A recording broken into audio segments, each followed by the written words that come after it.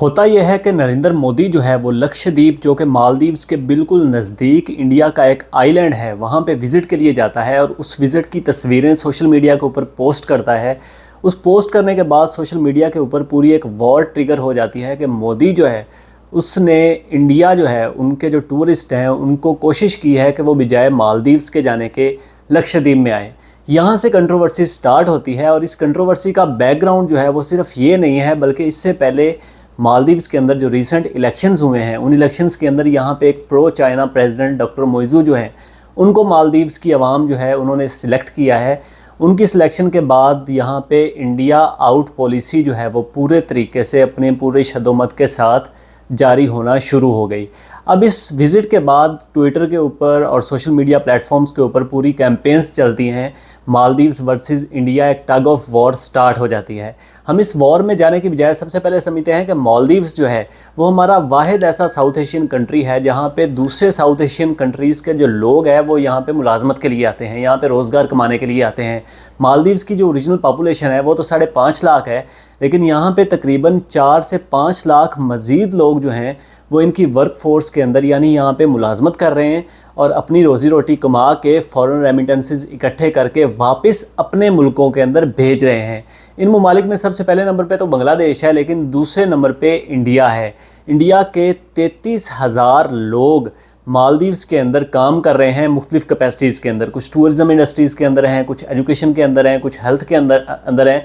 इसी तरीके से मुख्तलिफ़ इंडस्ट्रीज़ के अंदर ये लोग काम कर रहे हैं और इसके काम करने का उनको पूरा जनाब उजर मिलता है, उनको पूरी मुलाजमत दी जाती है जो कि ये रेमिटेंसेस की फॉर्म में वापस इंडिया के अंदर भेजते हैं, जिससे डेफिनेटली इंडिया की इकॉनमी जो है उसको फ़ायदा होता है। अब ये बात समझने की ज़रूरत है कि मालदीव्स जो है वो 5.5 लाख लोगों का मुल्क है, जबकि इंडिया जो है वो 1.4 बिलियन लोगों का मुल्क है।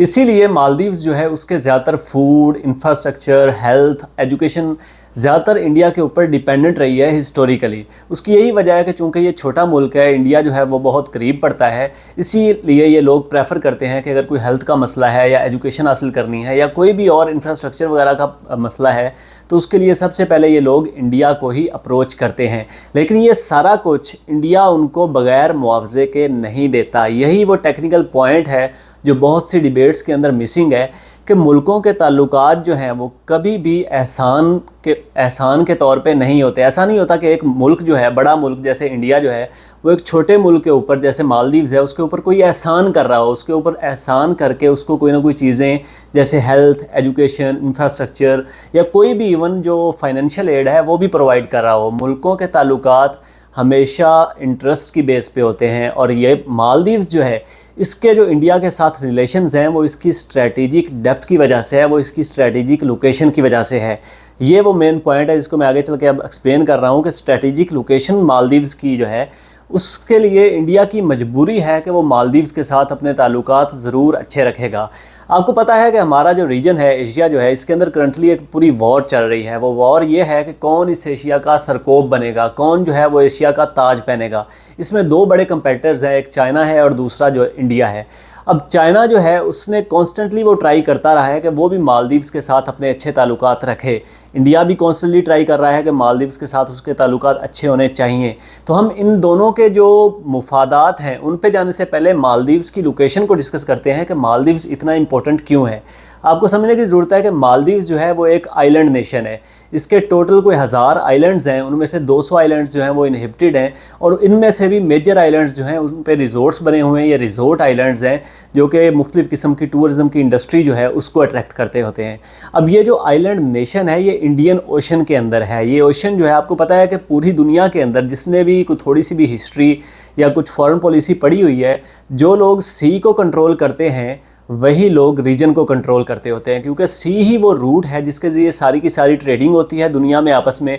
और फिर उसके बाद इंडियन ओशन का ये वाला रीजन जहाँ पे मालदीव्स लोकेटेड है, यहाँ से पूरी दुनिया की मेजर जो ट्रेड रूट्स हैं वो गुजरते होते हैं। आपके पूरे एशिया का जितना भी साजो सामान है वो इसी समुंदर में से गुजर के आगे बाकी जो दुनिया है जैसे यूरोप है या अमेरिकाज़ हैं या रशिया है इनके अंदर जाते होते हैं। तो इसीलिए मालदीव्स जो है वो पहले नंबर पे तो इसलिए बहुत ज़्यादा इंपॉर्टेंट है।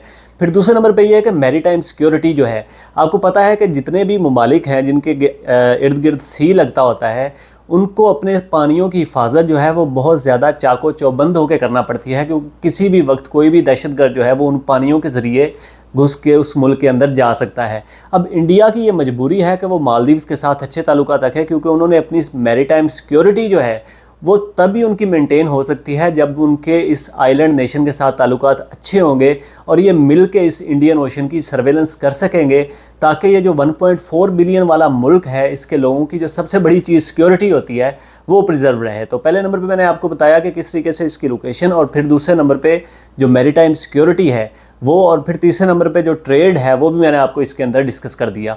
इसके साथ साथ मालदीव्स जो है इसको चाइना जो है वो भी बहुत ज़्यादा अट्रैक्ट करने की कोशिश करता रहा है। उसकी वजह यह है कि चाइना को भी पता है कि अगर ये वाला समुंदर का हिस्सा हमारे कंट्रोल में आ गया तो समझो कि जनाब पूरा एशिया जो है वो हमारे कंट्रोल में आ गया, क्योंकि उनको भी इसकी स्ट्रेटेजिक डेप्थ का अच्छे तरीके से आइडिया है।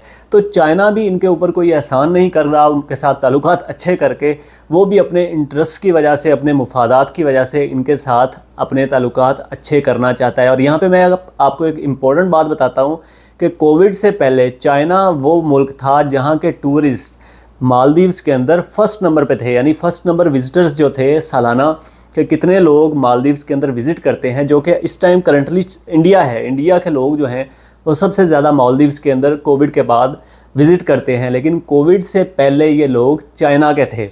और अब इंडिया के भी जो लोग विज़िट करते हैं उसकी वजह ये नहीं है कि उनको मालदीव्स के से कोई बहुत ज़्यादा प्यार है या वो इस पर कोई एहसान करना चाहते हैं। ज़ाहिर सी बात है, मालदीव्स जो है वो बहुत ज़्यादा खूबसूरत है, इसके प्रिस्टीन बीचेज़ हैं जो दुनिया में आपको कहीं भी नहीं मिलते, और फिर ऐसा समुंदर है जिसके पानी जो है वो आपको किसी भी जगह पर अवेलेबल नहीं है। इसीलिए और इंडियंस को ये बहुत ज़्यादा करीब पड़ता है, एक सस्ती सी टिकट के अंदर वो यहाँ पे पहुँच जाते हैं, अपना हनीमून मनाते हैं, या अपने जो भी वो टूरिज़्म की एक्टिविटीज़ के लिए आए होते हैं वो यहाँ पे मना के वापस चले जाते हैं। तो same goes with the China. China जो है उसको भी ये नज़दीक पड़ता है, उसके टूरिस्ट जो हैं वो भी यहाँ पे इसीलिए आते थे बहुत ज़्यादा कि उनको ये सस्ता पड़ता था, फिर उसके बाद ये खूबसूरत बहुत ज़्यादा है। तो सारे वही फैक्टर्स जो कि इंडिया को अट्रैक्ट करते हैं वो चाइना को भी अट्रैक्ट करते होते हैं।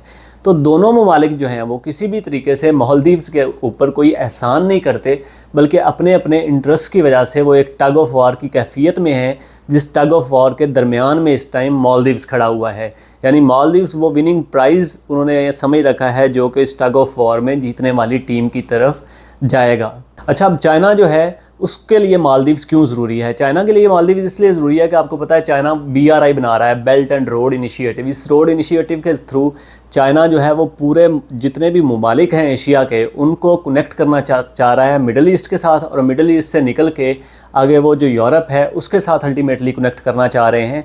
अब इस इनिशिएटिव का बहुत इंपॉर्टेंट पार्ट है कि मालदीव्स जो है वो उनके साथ होगा। तो ये वाला जो मैंने आपको बताया कि कम्युनिकेशन लाइन जो ओशन इंडियन ओशन की है ये भी उनके साथ होगी, इसीलिए वो मालदीव्स के साथ अपने ताल्लुकात बहुत ज़्यादा अच्छा करना चाह रहे हैं। और यही वजह है कि उन्होंने रिसेंटली इनका जो कैपिटल सिटी माले है उसके साथ एक और शहर लगता है हुलू माले, उसके दरमियान में एक पूरा ब्रिज बनाया हुआ है, जिस ब्रिज के थ्रू समुंदर के अंदर से उन्होंने 2 शहरों को कनेक्ट कर दिया है। तो टेक्निकली अगर आप सारी सूरत हाल का तज्जिया करेंगे तो आपको पता चलेगा कि कोई भी मुल्क किसी भी मुल्क के ऊपर एहसान नहीं करता होता, और तो हमें एज़ सिटीज़न्स, एज़ इंडिविजुअल्स किसी भी मुल्क को सिर्फ इसलिए मौक नहीं करना चाहिए कि वो छोटा मुल्क है तो वो शायद हम पे डिपेंडेंट है, इसलिए हमारे पास सारे राइट्स हैं कि हम उसको मौक करें।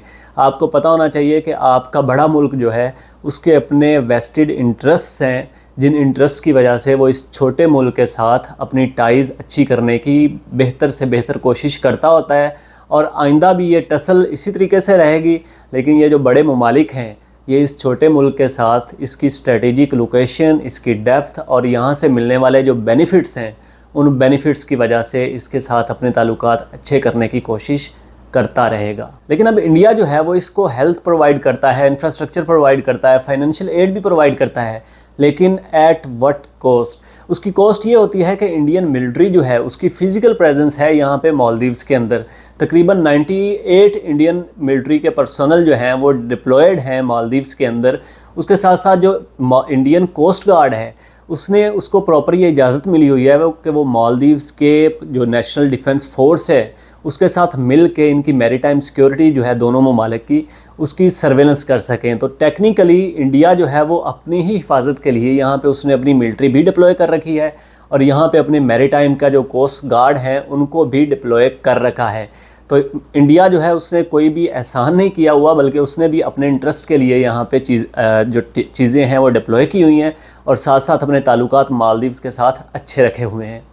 और आखिर पर हमें मुल्कों की सोवरेनिटी जो है, यानी हाकमियत, वहाँ के उनके लोगों की हाकमियत जो है उसकी इज़्ज़त करनी चाहिए। अगर वहाँ के लोगों की मुंतखब शुदा हुकूमत आपको ये कह रही है कि आप अपने ट्रूप्स जो हैं उनको विड्रा करें, मिलिट्री ट्रूप्स को, तो ये बिल्कुल एक जायज़ बात है। आपको उनके लोगों की मुंतखब हुकूमत की ये बात माननी चाहिए और अपने मिलिट्री ट्रूप्स को विड्रा करना चाहिए।